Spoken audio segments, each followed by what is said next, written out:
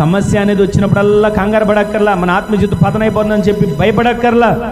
ఆ సమస్యని పతనం చేయగలిగిన దేవుని సన్నిధి మనకు తోడుగా ఉంది. గట్టిగా ఆమేన్ చెప్పండి. ప్రతిరోజు ప్రతి క్షణం నిరీక్షణ ఒక్కటే, కొదువు అనేది నాకు దేవుడు దయచేయడు, కొరత అనేది నా కుటుంబంలోకి రానివ్వడు. ఆయన సన్నిధిలో ఆయన మందిరపు సమృద్ధి చేత దేవుడు నా కుటుంబాన్ని నింపబోతున్నాడు. ఆమేన్ చెప్పండి.